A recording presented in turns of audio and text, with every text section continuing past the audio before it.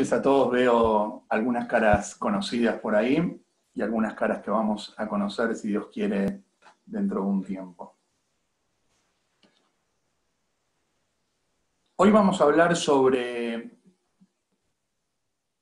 Betar y la rebelión de Bar Kokhba, perdón. Para ubicarnos en la historia, nos ubicamos puntualmente 50 años después de la destrucción del segundo Beit HaMikdash. Como ya expliqué en otra oportunidad, antes de destruirse el segundo Beit HaMikdash, como cuenta ahí la Gemara que estudiamos hace poquito en Tisha B'Av, Rabbi Yohanan ben Zakkai, que era el líder del pueblo judío para esa época, le pide a Vespasiano, el futuro emperador Vespasiano, uno de los pedidos que le pide es Ten li Yavne bejajamea, dame a Yavne y a sus sabios. Porque él sabía que el Beit HaMikdash puede ser destruido, pero lo que va a mantener al pueblo judío durante la historia es el estudio de la Torá. Por eso, posterior a la destrucción del segundo Beit HaMikdash, en Yavne, donde se concentraban la mayoría de los sabios, había una cierta libertad religiosa. En esa época, nuevamente nos ubicamos 50 años después de la destrucción del segundo Beit HaMikdash. Beit HaMikdash fue destruido en el año 70 de la Era Común. Es cuando empieza el reinado del nuevo emperador Adriano. Adriano o Adrianus, en un principio era un emperador que se mostraba benévolo y quería hacer la paz con todos los pueblos, incluso con los judíos. Incluso con los judíos. Hasta escuchen esto, hasta él les dio permiso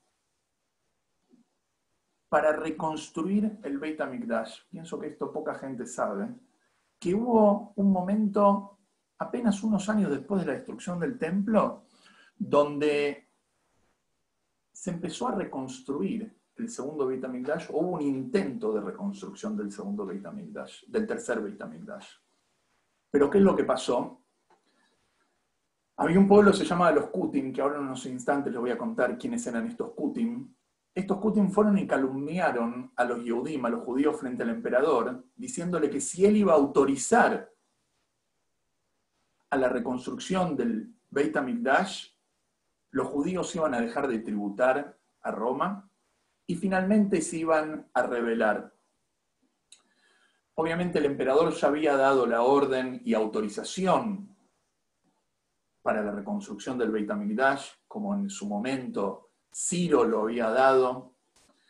El emperador Adriano no quería dar marcha atrás con este permiso y los Kutim le dieron una idea sugiriéndole que le diga a los judíos que puedan reconstruir el Beit HaMikdash destruido, pero unos metros al costado de donde ellos lo quieren construir. ¿Quién le cambia unos metros, obviamente? O que lo hagan una medida diferente al Beit HaMikdash que ellos tenían planificado hacer. Obviamente esto era imposible. Nosotros sabemos que el lugar del Beit HaMikdash tiene un lugar exacto en el monte del templo y una medida exacta. Cuando los judíos escuchan esto, obviamente no pueden seguir con la construcción y se llevan una gran decepción.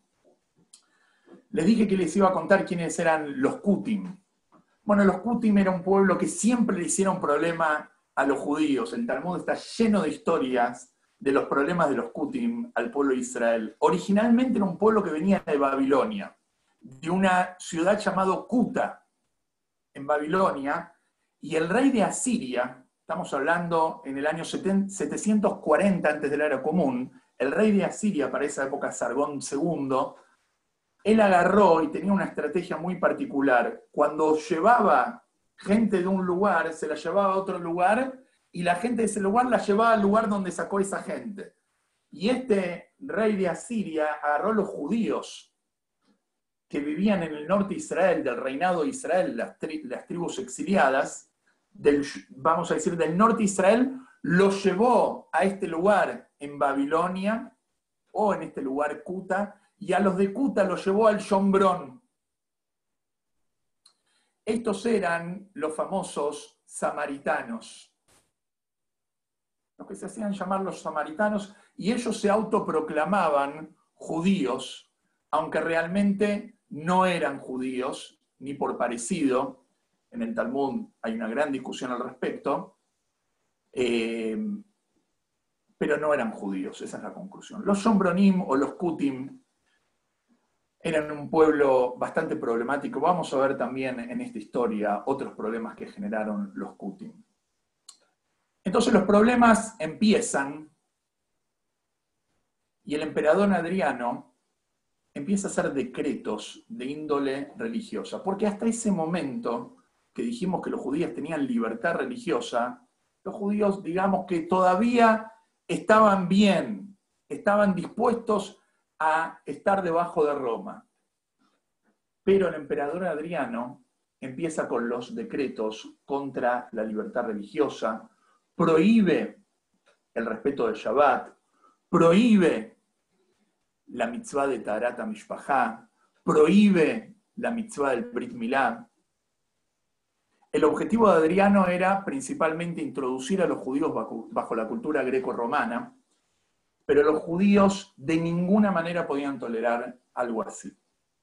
Y para demostrar a Adriano que el Beit HaMikdash no iba a ser reconstruido, se dio vuelta de dar permiso, ahora va a demostrar que el Beit HaMikdash no va a ser reconstruido. El emperador Adriano manda construir una ciudad romana en Jerusalén.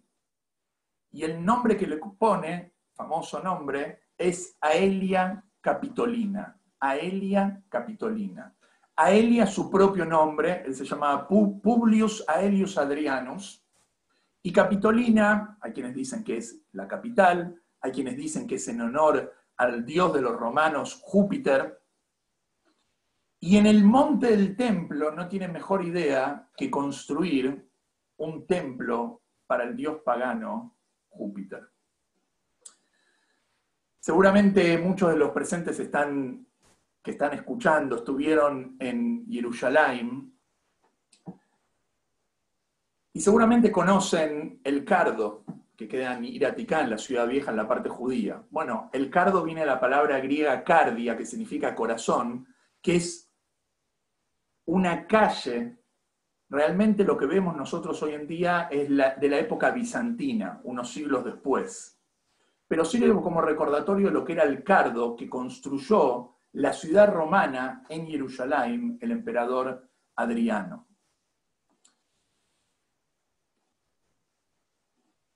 Obviamente que esto sin duda termina provocando la ira y el enojo de los judíos. Y los judíos ya habían visto todo. Vieron la destrucción del segundo templo, vieron a sus hermanos asesinados, y ellos habían puesto debajo del gobierno romano todo con el objetivo de tener libertad religiosa. Pero si se acaba la libertad religiosa, empiezan los problemas. Los judíos al principio se empiezan a rebelar de una forma no organizada, pero ahí aparece el personaje de la noche. Un hombre de nombre Shimon Bar Kosiba, o más conocido como Bar Kokhba, toma el liderazgo de la rebelión. Aparentemente su nombre era Bar Kosiba. Y vamos a ver que después, cuando él termina decepcionando a los sabios, lo terminan llamando Bar Koziba. Primero era con Samaj y después lo cambian con Zain, que significa el hijo de la mentira. Bar Koziba, el hijo de la mentira, porque como vamos a ver, fue una gran decepción. ¿Quién era Bar Kokhba? Bueno, les puedo decir que Bar Kokhba era una de las personas más enigmáticas de la historia judía. Y es una de las personas más trascendentales. Vamos a ver que hizo muchísimo en la historia, por lo que deberíamos saber un montón sobre Bar Kokhba. Pero realmente sabemos muy poco de él. ¿De dónde venía Bar Kokhba? ¿Quiénes eran sus padres? No sabemos absolutamente nada. Lo único que sabemos de Bar Kokhba es que era una persona de una fuerza descomunal, tenía una fuerza impresionante. Y sin duda, en un principio, fue una persona que tenía una conducta espiritual muy elevada, hasta tal punto, escuchen esto, que Rabbi Akiva, el sabio de la generación, Rabbi Akiva, decía sobre Bar Kokhba que él era el Mashiach. El Rambam Maimónides, en su último capítulo del Mishneh Torah, en el Hot Melahim, y les voy a leer textual lo que dice Maimónides con respecto a Bar Kokhba. Él dice así: no pienses que el rey Mashiach tiene que hacer milagros y maravillas, innovar cosas similares que los necios dicen. No, el Mashiach no tiene que hacer milagros. No es así, dice el Rambam. Porque Rabbi Akiva era un gran sabio de los sabios de la Mishnah y apoyaba a Koziba, el rey, y decía sobre él que es el rey Mashiach. Y él, junto con todos los sabios de su generación, pensaron que Koziba era el rey Mashiach. Impresionante. Hasta que fue asesinado por sus transgresiones, como vamos a ver ahora el final de la historia. Y al ser asesinado se supo que no era el Mashiach y los sabios no le pidieron ningún milagro ni maravilla. O sea que, según Maimónides, después quien discute con Maimónides, el Raven, no está muy de acuerdo con él, pero no importa. Maimónides dice que no solamente Rabbi Akiva, sino los sabios de la generación de Bar Kokhba pensaron sobre él que él era el Mashiach. Obviamente, si Rabbi Akiva pensó que Bar Kokhba era el Mashiach, es porque era una persona de un calibre espiritual elevado. Hasta tal punto que la Guemará cuenta en Sanedrín que los sabios fueron a probar si realmente Bar Kokhba era el Mashiach. ¿Y con qué lo probaron? Se dice sobre el Mashiach que él va a tener Moraj Badaim. ¿Qué significa? Que el Mashiach no va a juzgar por lo que sus ojos ven, sino que él va a juzgar con una suerte de aliento. ¿Sí? Él va a juzgar, vamos a decir, una capacidad sobrenatural. Después se dieron cuenta que no lo era, como vamos a contar ahora un ratito. Interesante, les voy a contar un detalle de color, muy interesante.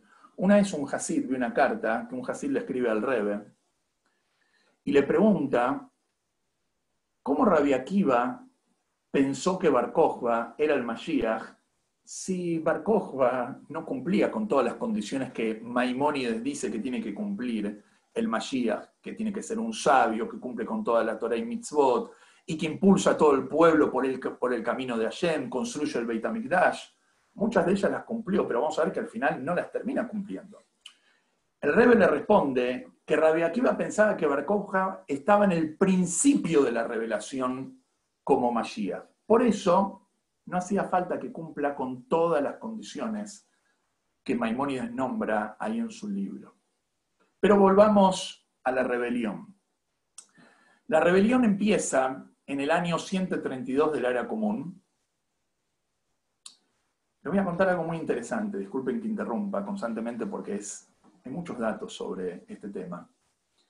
En el año 1953 hasta 1961 se encontraron unas cuevas a 10 kilómetros de Metzadá, en un lugar que se llama Nahal Heber, cerca del Mar Muerto. Se encontraron unas 15 cartas escritas en nombre de Bar Kokhba. Esto cambió toda la historia. 15 cartas que no las escribió Bar Kokhba, pero las escribe una persona en nombre de Bar Kokhba. Si van a ir al Museo de Israel, van a poder ver esas cartas que están hoy en día ahí en exposición. Son impresionantes. Las pueden ver, están las fotos, lo pueden googlear después. De ahí que aprendemos, primero de todo, que Bar Kokhba tiene una observancia religiosa muy elevada y que su ejército también es un ejército muy religioso. Tiene una tremenda información de datos históricos. Por ejemplo, nos enteramos por medio de esas cartas que los judíos que estaban en la revuelta se escondían en cuevas. Esas cuevas las encontraron también en las excavaciones, los arqueólogos, y estaban llenas de pertenencias de la gente de Bar Kokhba, del ejército, de la gente que vivía con Bar Kokhba, vasijas, calzados, y están también ahí en exposición en el Museo de Israel, y las cuevas se pueden visitar, hoy en día están vacías, pero se pueden visitar. Bueno, volvemos a nuestra historia. El pueblo, como les conté, liderado por Bar Kokhba, cansado ya de los romanos, se rebelan y logran expulsar a los romanos del Galil primero del norte y finalmente logran expulsar a los romanos de Jerusalén y de Israel. Y forman un gobierno independiente por un periodo de varios años, 2 años y medio según alguna de las opiniones. Cuando Bar Kokhba libera Jerusalén, él anuncia que va a reconstruir el Beit HaMikdash, el tercer Beit HaMikdash, que como dijimos antes es una de las señales que tiene que tener el Mashiach, aunque en la práctica nunca logra comenzar con la reconstrucción. Los romanos a todo esto nunca se imaginaron de que los judíos se iban a rebelar, y por eso no tenían una presencia militar en Judea tan importante. Bueno, como conté antes, fue tan exitoso Bar Kokhba que Rabbi Akiva pensaba sobre él que era el Mashiach, hasta tal punto que le cambia el nombre de Bar Kosiva a Bar Kokhba. ¿Qué significa Bar Kokhba? Bar Kokhba significa el hijo de la estrella. Esto es parafraseando con el versículo de la Torá que dice Daraj Koham me Jacob, que vendrá una estrella de Jacob, refiriéndose al Mashiach. O sea, tenía todas para ser el Mashiach. Hasta tal punto que se acuñaron monedas, están hoy en día las monedas, se encontraron muchas de ellas en la cueva esta que les conté, que de un lado dicen Shimón y del otro lado dice Lejerut Yerushalayim, por la libertad de Yerushalayim. Realmente estas monedas, fíjense qué fuerte esto, estas monedas originalmente no decían Lejerut Yerushalayim, eran monedas que decían Judea Capta, como conté en otra clase, que eran de la época de Tito, que hablaban de que Judea había sido capturada. Él borró Judea Capta y las acuña nuevamente y escribe Lejerut Yerushalayim. Están estas monedas hoy en día. La ciudad de Betar, o Beitar, se transforma en el centro de la revuelta. Y es ahí donde se encontraba Bar Kokhba. El Midrash nos cuenta cosas impresionantes del ejército de Bar Kokhba. Quizás un poco exagerado, pero nos da una dimensión de lo que era ese ejército. Tenía, dice el Midrash, 200.000 hombres. Los historiadores no judíos también hablan de estos números. Y estos 200.000 hombres, dice el Midrash, que tenían el dedo meñique cortado. ¿Por qué tenía el dedo meñique cortado? Porque Bar Kokhba era tan carismático que todos querían ser parte de su ejército. Y para demostrar la valentía para ser parte del ejército, la gente se tenía que cortar el dedo con sus propios dientes. Una locura. Una locura hasta tal punto que los sabios lo critican a Bar Kokhba por esta actitud. Entonces él le pregunta a los sabios, bueno, ¿cómo puedo probar a los hombres a ver si son dignos de ser parte del ejército? Entonces los sabios le dicen, probá a la gente con su fortaleza, mientras van cabalgando, si pueden arrancar un cedro, un árbol de raíz mientras van cabalgando. Y si lo logran, pueden ser parte de tu ejército. Dice el Midrash que juntó otros 200.000 más. Tenía 200.000 con el dedo cortado y 200.000 que podían arrancar un árbol de raíz mientras cabalgaban. El Midrash nos cuenta cosas impresionantes de la fuerza que tenía Bar Kokhba. Bar Kokhba, como dijimos, tenía una fuerza impresionante, descomunal. En Betar, Bar Kokhba termina siendo nombrado rey, y muchos judíos que vivían en otros países, en Egipto, en Alejandría, empiezan a volver a Jerusalén. porque recobramos la independencia. Y dato muy interesante, que a diferencia de la destrucción, que en la época de la destrucción del segundo Beit HaMikdash, los sabios no apoyaron a la revuelta, acá la gran mayoría de los sabios y a la cabeza de Rabbi Akiva sí apoyaron la revuelta. Obviamente que los romanos no pueden permitir esto, y este atrevimiento tenía que ser abatido inmediatamente y sus responsables castigados, pero los judíos no eran fáciles de vencer. El ejército de Bar Kokhba realmente no era fácil de vencer. Adriano se refuerza, envía al ejército más fuerte para luchar contra la revuelta de Bar Kokhba en Israel. Hasta tal punto que cuentan los historiadores que tenían listado casi a la mitad de su ejército el emperador en Judea. Hasta tal punto que había 24 legiones. El triple de número que los romanos necesitaron para conquistar el Beit HaMikdash en la primera revuelta. Pero les voy a contar algo triste. Bar Kokhba comete un error muy grave. Venía todo bien. Rabbi Akiva lo apoya, es el Mashiach aparentemente, pero comete un error muy grave. Y acá empiezan los problemas. Bar Kokhba, ¿vieron el dicho que dice el poder corrompe y el poder absoluto corrompe absolutamente? Bueno, esto se aplica literal sobre Bar Kokhba.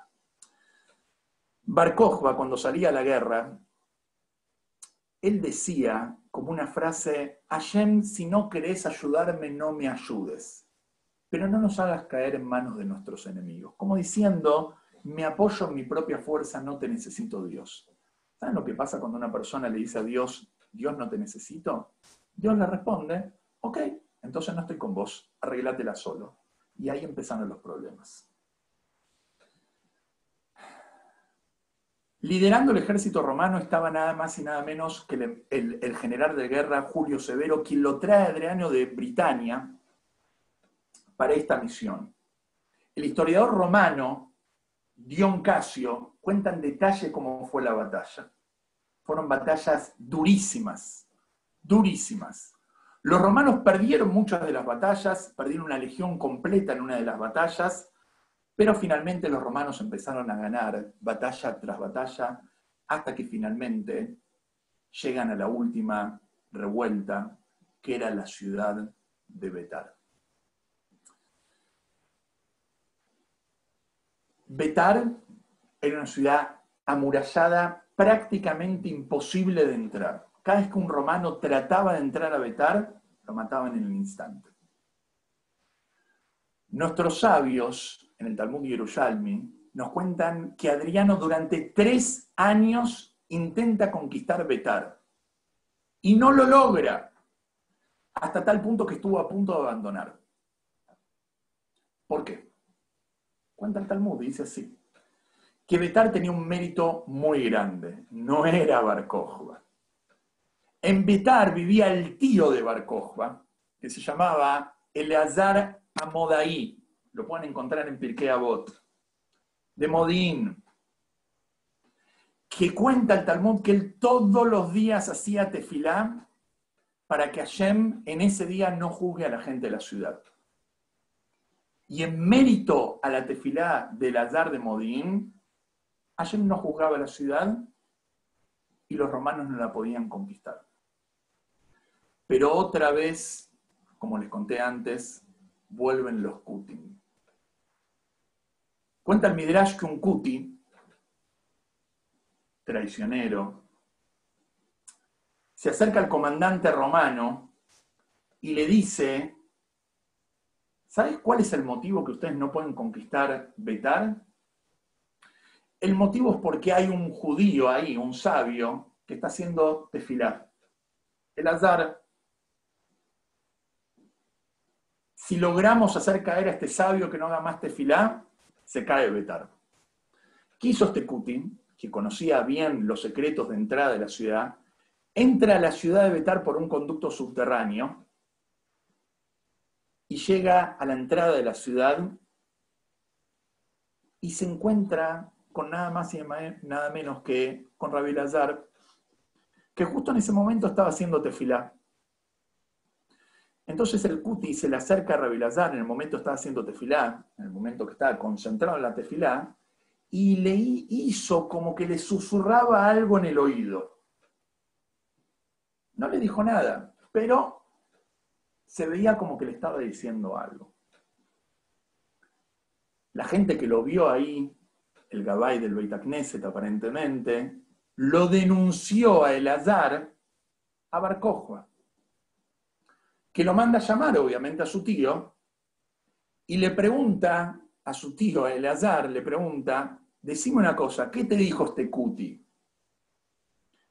Elazar le dice, la verdad que estaba haciendo tefilá, no escuché lo que me dijo, no sé lo que me dijo. ¿Vieron cuando una persona está en el poder, que empieza a desconfiar y sospechar de todo el mundo? Bueno, esto es lo que le pasó a Bar Kokhba. Empezó a sospechar, pero de la gente equivocada. Y de la bronca que le da que el tío aparentemente le estaba mintiendo, dice el Midrash que le pegó una patada y lo mató. Eso fue el final.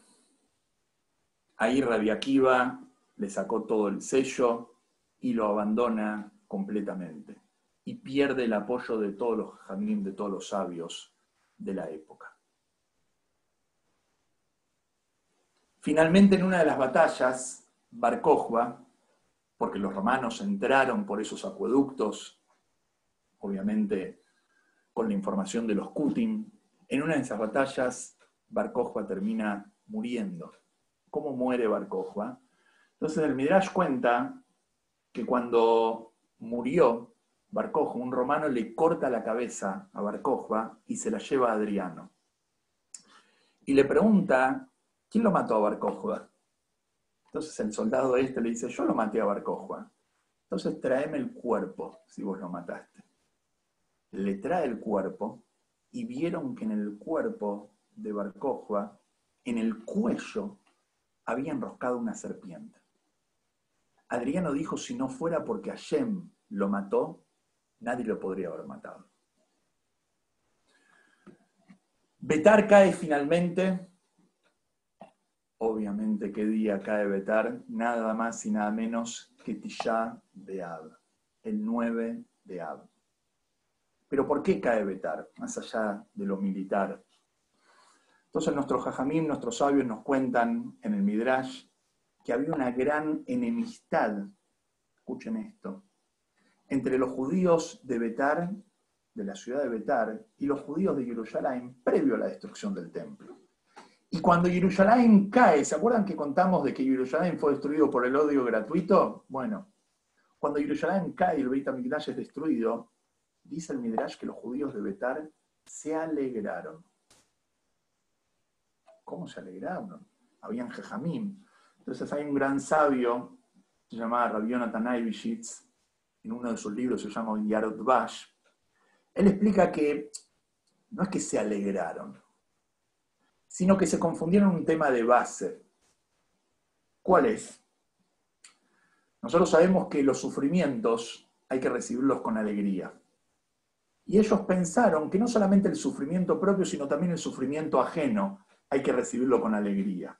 Pero dice Rabbi Yonatan Eibishitz que esto es un error. El sufrimiento propio lo podés recibir con alegría, pero el sufrimiento ajeno, eso lo tenés que recibir con dolor. Nunca podés decir, el sufrimiento ajeno, mina shamayim, Hashem quería, hay que recibirlo con alegría. Llorar por el sufrimiento ajeno. Según el historiador romano Dion Casio, murieron aproximadamente, y traigo fuentes no judías para que después no digamos que las fuentes judías son exageradas, casi 600.000 judíos en la revuelta de Betar. 50 ciudades fortificadas cayeron, 985 aldeas fueron arrasadas. Nuestros sabios en el Talmud cuentan la cantidad de sangre derramada con ejemplos innombrables, la verdad, terrible. Dicen, por ejemplo, que los romanos regaron durante 7 años sus campos con la sangre de los judíos. Aún después de matar a toda esta gente, a casi 600.000 judíos, Adriano no le alcanzó y dio la orden que no les den entierro. Y los cuerpos de los judíos los usaron como cerco para sus campos. Hasta que después de unos años, cuando ya había otro emperador, se dio el permiso para el entierro. Ahí los sabios nos cuentan en la Guemará que agregaron una cuarta verajá al Birkat Hamazon. ¿Vieron el Birkat Hamazon? Bueno, hay 3 bendiciones, o había 3 bendiciones hasta ese momento. Los Jajamim agregaron una cuarta verajá. Atov ve'ametiv. Amelech Atov ve'ametiv lakol. ¿Qué significa Atov ve'ametiv? Que el Dios es bueno y es bueno en demasía. Dicen los Jajamim en la Guemará. ¿Qué significa Atov? Que no se pudrieron. Ve'ametiv, que se les pudo dar entierro.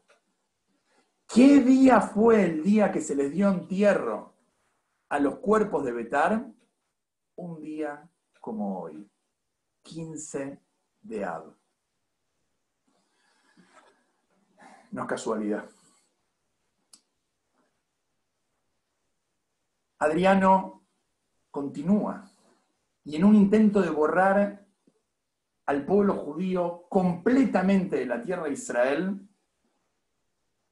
le cambia el nombre, en vez de llamarlo Judea, de ahora en adelante lo va a llamar Siria-Palestina. ¿Por qué le pone este nombre Siria-Palestina? Bueno, Palestina lo puso porque él dijo, ¿quiénes son los enemigos históricos del pueblo judío? Los filisteos, los plishtim, son los enemigos bíblicos, históricos del pueblo judío. Obviamente que los palestinos de hoy en día no tienen absolutamente nada que ver con los filisteos. Por siglos los judíos tuvieron la entrada a Jerusalén prohibida, hasta que en el siglo IV el emperador Constantino les permitió nuevamente la entrada a Jerusalén una vez al año. ¿Saben qué día? Tisha B'Av, el 9 de Av. La paradoja de toda esta historia es que Jerusalén, a partir de ese momento, se transformó en la primera ciudad del mundo de ser Judenrein, parafraseando con lo que los nazis hacían, liberar las ciudades del mundo de los judíos. Jerusalén fue la primera ciudad donde los judíos no tenían permiso de entrar. Pero terminemos con algo positivo. El día de hoy es 15 de Av y dicen nuestros Jajamim, Lo hayu yamim tovim l'Israel que hamishasar be'av beyom kippurim. El pueblo judío, el pueblo de Israel no tuvo festividades más grandes que la del 15 de Av y Yom Kippur. El 15 de Av es un día que viene después de la destrucción del 9 de Av, por eso explica el Rebbe, explica el Hasidut, que la luz de Tisha B'Av, la luz del 15 de Av, donde la luna está llena, la luna está completa, es redoblada, mucho más fuerte porque viene del descenso. Así que quiera Hashem que todo esto lo podamos ver pronto, en forma revelada, con la llegada del Mashiach. No sé si la gente quiere hacer alguna pregunta.